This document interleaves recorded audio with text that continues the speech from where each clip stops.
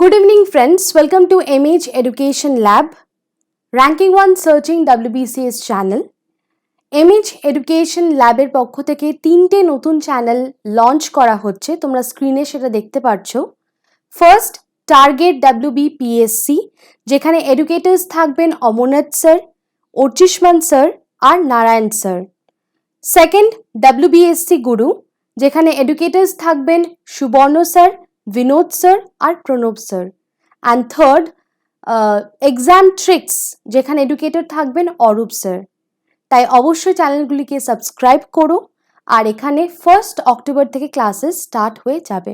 এখনও যারা MH education lab চ্যানেলটিকে সাবস্ক্রাইব করোনি, অবশ্যই সাবস্ক্রাইব করো আর পাশে দেওয়া বেল আইকনটি প্রেস করো। সমস্ত ক্লাসের নোটিফিকেশন তোমরা পেয়ে যাবে। এনভায়রনমেন্টাল পলিউশনের একটা সিরিজ চলছে, যেখানে already air pollution and water pollution complete করে দেওয়া হয়েছে, আর সেই রিলেটেড কোয়েশ্চেন্স যেগুলো প্রিভিয়াস ইয়ারে এসেছিল WBCS মেন্সে, সেগুলো নিয়েও কিন্তু আলোচনা করে দেওয়া হয়েছে। এখনও যারা ভিডিওগুলি দেখোনি, অবশ্যই ভিডিওগুলি দেখে নিও। আজকের বিষয় হলো soil pollution and noise pollution, অর্থাৎ মাটি দূষণ আর শব্দ দূষণ। এর বিষয়ে আমরা যে সাব টপিকগুলো নিয়ে আলোচনা করব একবার দেখে নিই। Definition, types of soil pollution, causes and sources, effects আর তার কন্ট্রোল মেজার্স। তাই ভিডিওটি শেষ অবধি দেখো।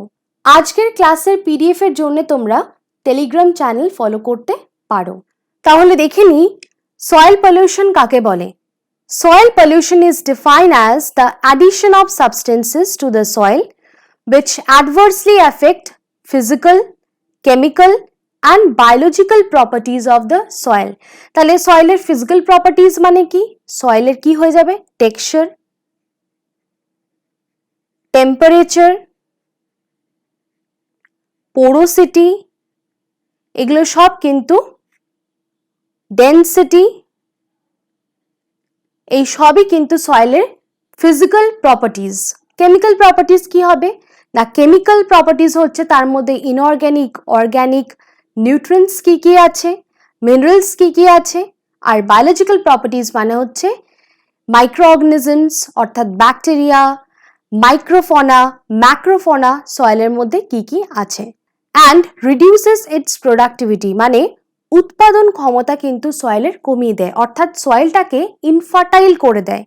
তাহলে সয়েল পলিউশনের ডেফিনেশন হচ্ছে addition of substances to the soil which adversely affect, it will cause harm to the properties of the soil and it will reduce the productivity of the soil.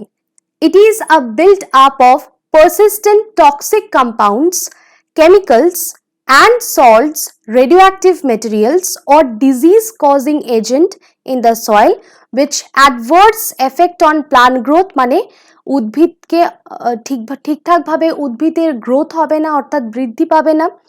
তারপর human and animal হেলথেও কিন্তু ক্ষতি করতে পারে। বোঝা গেল? তাহলে এটা হচ্ছে overall definition of soil pollution. তাহলে সয়েল পলিউটেন্টস কাদের বলবো? A soil pollutant is any factor which deteriorates the quality, texture and mineral content of the soil. সয়েলের কোয়ালিটিটাকে নষ্ট করে দেবে, ডিটোরিয়েট করবে, টেক্সচারটাকে নষ্ট করে দেবে, আর মিনারেল কন্টেন্টও নষ্ট হয়ে যাবে। or which disturbs the biological balance, অর্থাৎ এর মধ্যে যেসব বায়োলজিক্যাল লিভিং অর্গানিজমসগুলো থাকে সেগুলোকেও যখন নষ্ট করে দেবে, of the organisms in the soil are the soil pollutants. তাহলে সয়েল পলিউটেন্টস কাদের বলবো না? সয়েলের কোয়ালিটি নষ্ট করে দেবে, টেক্সচার নষ্ট করে দেবে, মিনারেল কন্টেন্ট নষ্ট করে দেবে, and which also disturb the biological balance of the organism in the soil. এবার আমরা দেখে নিই types of soil pollution. Soil pollution কত ধরনের হতে পারে? ফার্স্ট হচ্ছে positive soil pollution, second negative soil pollution, আর থার্ড হচ্ছে landscape pollution. Positive soil pollution কি? Due to addition of undesirable substances, কিছু আনডিজায়ারেবল সাবস্টেন্সেস যদি সয়েলে অ্যাড করা হয়, যেটা কোথা থেকে আসবে না? ইন্ডাস্ট্রিয়াল ওয়েস্ট হতে পারে, পেস্টিসাইডস, কেমিক্যাল পেস্টিসাইডস কিংবা ফার্টিলাইজার হতে পারে ইনঅর্গ্যানিক। এইসব জিনিস যখন সয়েলে অ্যাড করা হবে সেটাকে আমি কি বলবো? Positive soil pollution. বোঝা গেল? নেক্সট তাহলে নেগেটিভ সয়েল পলিউশন কাকে বলবো? Due to erosion of the top soil and over use of the soil. যদি এক্সেসিভলি কোনো ল্যান্ড বা সয়েলকে ইউজ করা হয়, সেটা এগ্রিকালচারের জন্য হতে পারে কিংবা সেটা ওভার গেজিংও হতে পারে, ঠিক আছে, তাহলে কিন্তু এই নেগেটিভ সয়েল পলিউশন হতে পারে, কারণ কি সেখানে টপ সয়েলটা কিন্তু নষ্ট হয়ে যায় বা ইরোড হয়ে যায়।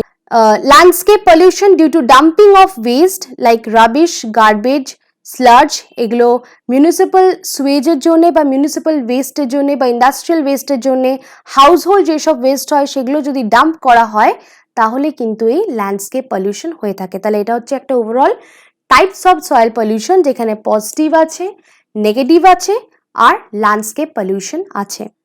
তাহলে নেক্সট দেখে নিই causes and sources of soil pollution. Soil pollution কিসের জন্য হচ্ছে আর তার সোর্স কি? ফার্স্ট হচ্ছে industrial waste. Industrial waste includes chemicals, harmful chemicals থাকে যেমন mercury, lead, copper, zinc, cadmium, cyanide, আরও প্রচুর হার্মফুল কেমিক্যালস থাকে যেগুলো তোমরা স্ক্রিনে দেখতে পাচ্ছ, অ্যাসিড, অ্যালকালিজ অ্যান্ড অর্গানিক সাবস্টেন্সেস। ওকে, তাহলে নেক্সট হচ্ছে পেস্টিসাইডস অ্যান্ড ফার্টিলাইজার্স। ক্লোরোহাইড্রোকার্বন জাতীয় যেসব পেস্টিসাইডস আছে লাইক ডিডিটি, এন্ডোসালফান, হেপ্টাক্লোর, এগুলো কিন্তু অ্যাকুমুলেট হয় সয়েলে। এই প্রত্যেকটাই হচ্ছে ইনসেকটিসাইডস, আর এগুলো কি অর্গ্যানো ক্লোরিন কম্পাউন্ড জাতীয় insecticides which is very harmful. এগুলো কি হয় না, সয়েলে দিলে সয়েলে অ্যাকুমুলেট করে and it causes biomagnification. Some of this pesticides, এর মধ্যে কিছু পেস্টিসাইডস লাইক ডিডিটি, এন্ডোসালফান, এগুলো কিন্তু ব্যান করে দেওয়া হয়েছে by most of the countries. Okay, excessive use of chemical fertilisers যেমন reduces the pollution of the soil borne organism. যদি এক্সেসিভলি কেমিক্যাল ফার্টিলাইজার সয়েলে ইউজ করা হয় তাহলে সয়েলের মধ্যে যেসব প্রাণীগুলো থাকে, অর্গানিজমসগুলো থাকে, soil born organisms, and crumb the structure, তাদের পপুলেশন কিন্তু ধীরে ধীরে রিডিউস হতে থাকে, সয়েলের স্ট্রাকচার চেঞ্জ হয়ে যেতে থাকে, and productivity of the soil, এই উৎপাদন ক্ষমতা কমিয়ে দেয় সয়েলের, ইনফার্টাইল করে দেয়, and it increases the salt content of the soil. তাহলে হার্মফুল পেস্টিসাইডস, ফার্টিলাইজার্স ইউজ করলে কিন্তু সয়েলের টেক্সচার, সয়েলের স্ট্রাকচার, সয়েলের ফার্টিলিটি সবই কিন্তু একেবারেই কমতে থাকে। Next, plastic bags, they accumulate in the soil and prevent germination of seeds. Seed germination হয়ে যে প্লান্ট তৈরি হবে সেটা কিন্তু হতে দেয় না এই প্লাস্টিক ব্যাগ, যদি এগুলো অ্যাকুমুলেট করে যায় সয়েলের ভেতর। They stay in the soil for centuries without decomposing, কারণ কি আমরা জানি প্লাস্টিক ব্যাগ কিন্তু এক ধরনের non biodegradable substances, non biodegradable waste, সেই জন্য কিন্তু এগুলো কিন্তু ডিকম্পোজ হয় না। Burning of plastic in garbage dumps release highly toxic. যদি প্লাস্টিকটাকে বার্ন করা হয়, পুড়িয়ে দেওয়া হয়, in the garbage dumps it release highly toxic and poisonous gases like carbon monoxide, carbon dioxide, ফসফেন, ডাইঅক্সিনস and other poisonous chlorinated compounds। অর্থাৎ plastic bag is one of the major soil pollutant, যেটার কারণে কি হয়, it accumulates in the soil, সয়েলে accumulate করে যাওয়ার ফলে seed germination হতে দেয় না, আর এটা অনেক দিন ধরে কিন্তু রয়ে যায়, যেটার ফলে কি হয় না, এটা একটা নন বায়োডিগ্রেডেবল ওয়েস্ট, সেটা কিন্তু ডিকম্পোজ হয় না with the help of decomposers or bacteria, আর এটা পুড়িয়ে দিলেও কিন্তু এমন highly toxic poisonous gases release করবে যেটা কিন্তু খুবই ক্ষতিকারক for the environment. Effects of soil pollution, এবার দেখে নিই সয়েল পলিউশনের কারণে বা সয়েল পলিউশনের জন্য কি কি এফেক্টস বা ইম্প্যাক্ট পড়ছে এনভায়রনমেন্টে। ফার্স্ট হচ্ছে এগ্রিকালচার। এগ্রিকালচারে কি হবে, it reduce the soil fertility. যদি এক্সেসিভ এসব ফার্টিলাইজার্স বা কেমিক্যাল পেস্টিসাইডস ইউজ করা হয় তাহলে কিন্তু সয়েলের ফার্টিলিটি খুবই কমিয়ে দেবে। Reduced nitrogen fixation, increased soil erosion, loss of soil and nutrient, reduced crop yield, মানে ঠিক পরিমাণে কিন্তু ক্রপস ইয়েল্ডিং হবে না, সেরকম ফসল হবে না। Increased salinity and deposition of silt in tanks and reservoirs, এগুলো হচ্ছে কিন্তু effects of soil pollution in agriculture। এবার হেলথে কি কি করতে পারে দেখে নিই। হেলথে dangerous chemicals entering the underground ওয়াটারের সাথে মিশে সেগুলো কিন্তু আমরা যখন কনজাম্পশন করছি তখন কিন্তু আমাদের ক্ষতি করছে। Biomagnification, release of pollutant gases, release of radioactive rays causing health problems. এনভায়রনমেন্টে কি কি এফেক্ট করছে? রিডিউস ভেজিটেশন খুব পরিমাণে কমিয়ে দিচ্ছে, ইকোলজিক্যাল ইমব্যালেন্স ঘটাচ্ছে, আর imbalance in the soil fauna and flora. তাহলে আরবান এরিয়াজে কি কি প্রবলেমস হতে পারে ডিউ টু সয়েল পলিউশন দেখে নিই। ক্লগিং অফ ড্রেনেজ সিস্টেমগুলো ব্লক হয়ে যেতে পারে, ইনান্ডেশন অফ এরিয়াস মানে ফ্লাড বা জলবদ্ধতা মানে জল জমে যেতে পারে, foul smell and release of gases and waste management problems হতে পারে। তাহলে এগুলো হলো এফেক্টস অফ সয়েল পলিউশন, সেগুলো তোমরা দেখতে পাচ্ছ যে এগ্রিকালচারে কি কি হয়ে থাকে, হেলথ প্রবলেমস কি কি হয়ে থাকে, এনভায়রনমেন্টে কি কি হয়ে থাকে, আর আরবান এরিয়াজে কি কি হয়ে থাকে। কন্ট্রোল অফ সয়েল পলিউশনকে আমরা কিভাবে কন্ট্রোল করতে পারবো? ফার্স্ট হচ্ছে অর্গানিক ফার্মিং। তাহলে agriculture practices should involve organic farming that is less use of chemicals. আমাদের খুব কম পরিমাণ কিন্তু কেমিক্যালস ইউজ করতে হবে, and less production of waste in agriculture. আর এগ্রিকালচারের যে ওয়েস্ট প্রোডাকশন সেটাও কিন্তু তাহলে কমানো সম্ভব হবে। সলিড ওয়েস্ট ডিসপোজাল, তাহলে সলিড ওয়েস্ট কিন্তু আমরা solid waste should not be dumped on fertile land। আমরা কিন্তু কোনো ফার্টাইল ল্যান্ডে সলিড ওয়েস্ট ডিসপোজ বা ডাম্প করব না, ফেলবো না। Instead they should be disposed of properly. কোনো ফাঁকা জায়গায় যেখানে ফার্টাইল ল্যান্ড নেই সেরকম জায়গায় কিন্তু আমাদেরকে সলিড ওয়েস্ট ফেলতে হবে বা ডিসপোজ করতে হবে। সয়েল কনজারভেশন কিন্তু দু ধরনের, একটা বায়োলজিক্যাল, একটা মেকানিক্যাল মেথড। আমরা যদি সয়েল ইরোশন কমাতে চাই তাহলে আমরা টেরেস ফার্মিং করতে পারি, অ্যাফরেস্টেশন করতে পারি বা রিফরেস্টেশন করতে পারি। মেকানিক্যাল মেথডে আমরা কি করতে পারি? Reducing the speed of water flow, যেটা কি করবে না সয়েল ইরোশন হতে দেবে না, and by constructing the check dams. বোঝা গেল? তাহলে 4R এর ব্যাপারে দেখে নিই। 4Rs কি কি? Refuse, reduce, reuse and recycle. Refuse কথাটার মানে হচ্ছে কোনো কিছু প্রত্যাখ্যান করা, মানে তোমার যে জিনিসটা প্রয়োজন না সেটা আমরা কিনবো না, ঠিক আছে। রিডিউস, সেটা কমাতে হবে, কোনো জিনিস ওয়েস্টেজ না করা। রিইউজ, যে জিনিসগুলো আমরা রিইউজ করতে পারবো সেগুলোকে আমরা রিইউজ করব, ওকে। আর রিসাইকেল মানে আমাকে ওয়েস্টের মধ্যে বাছাই করতে হবে কোনগুলো আমরা ফার্দার ইউজ করতে পারবো, কোনগুলো পারবো না, সেইভাবে সেগুলোকে সেগ্রিগেট করে বা সেপারেট করে আমরা কিন্তু আবার সেটাকে রিসাইকেল করতে পারবো। তাই যদি কন্ট্রোল করতে হয় সয়েল পলিউশন তাহলে আমাদের এই 4টে আর মনে রাখতে হবে, একটা রিফিউজ, একটা রিডিউস, একটা রিইউজ আর একটা রিসাইকেল, ওকে। এবার আমরা শুরু করব নয়েজ পলিউশন। নয়েজ পলিউশন কাকে বলে? Noise by definition is sound without value, যার কোনো ভ্যালু নেই সেসব সাউন্ডের কথা বলা হয়েছে। Or any noise that is unwanted by the recipient, যে শুনছে তার জন্য সেটা unwanted is called noise pollution. Noise pollution is an unpleasant noise which is not pleasant to our ear, মানে আমরা যেটা শুনে ভালো ফিল করব না, which is unpleasant totally, and created by people or machines that can be annoying, মানে সেটা শুনে আমাদের রাগ হতে পারে, distract হতে পারি আমরা, intrusive and or physically painful.